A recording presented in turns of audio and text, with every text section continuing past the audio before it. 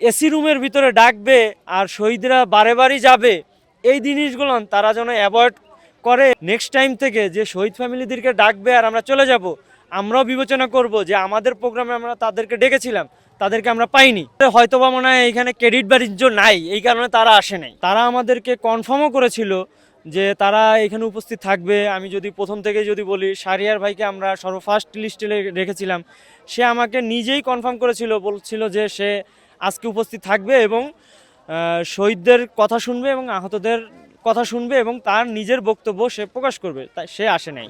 শিশির মনির ভাইকেও জানানো হয়েছিল, সে আমাকে ফোন দিয়ে বলেছে যে তার দিরাইশাল্লাতে বন্যা দুর্গত এলাকায় সে যাচ্ছে, সে সেখানে অনুষ্ঠান করবে এবং বন্যা দুর্গতদের সহযোগিতায় যাচ্ছে। কিন্তু আজকে আমি মনে করি তার এইখানেও আসা উচিত ছিল, সে এইখানে অ্যাটেন্ড করে ওইখানে যেতে পারত। তা আমি সবাইকে বলতে চাই, এরকম অনেকেই আছে আমাদের লিস্টে যে তাদেরকে আজকে এই জায়গায় আমন্ত্রণ করা হয়েছিল, কিন্তু দুঃখের বিষয় আমি শহীদদেরকে বলেছিলাম যে তারা সবাই আমাদেরকে বলেছে যে তারা আসবে এবং আমাদের এইখানে আমরা কোনো স্টেজও করি নাই। কিসের জন্য? যে এইখানে প্রত্যেকটা শহীদের রক্তের ঘাম ঝরানোর পরিবারের পয়সা দিয়ে এই আয়োজনটা করা হয়েছে এবং আহতদের পক্ষ থেকে আয়োজনটা করা হয়েছে। আমরা কোনো শো অফ করার জন্য এখানে আসি নাই। আমরা তাদেরকে চেয়েছিলাম তারা আসতো, সবার কথা শুনতো এবং তাদের মনোভাব তারা জাতির কাছে এবং জাতিসংঘের কাছে তুলে ধরতো, কিন্তু তারা এখানে আসে নাই।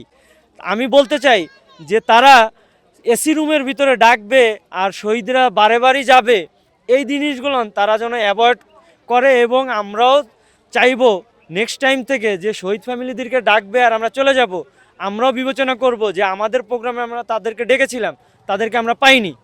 তো তাদেরকে এবার আমাদেরকে কোনো আমন্ত্রণ করতে হলে বুঝে শুনে আমাদেরকে আমন্ত্রণ করতে হবে যে আসলে আমরা যাব কি যাব না। আসার কথা ছিল, সার্জিস আলম বলেছে যে সে গতকালকে রংপুর গিয়েছিল আবু সাঈদের, সে তার নিজের ভাই বেরাদার বৈষম্যর সেটা সে ঠিকই পালন করে আসছে। এইখানে যে এতগুলো শহীদ ফ্যামিলি এবং আহত জুলাই যোদ্ধারা যে আসছে, সে সেটা ভালোভাবেই জানে। তার উচিত ছিল ওই প্রোগ্রামটা শেষ করছে গতকালকে, আজকে তার এখানে আসা উচিত ছিল, কিন্তু সে আমাকে পরবর্তীতে কোনো ইনফর্মই করেনি। হয়তোবা মনে হয় এখানে ক্রেডিট বাণিজ্য নাই, এই কারণে তারা আসে নাই।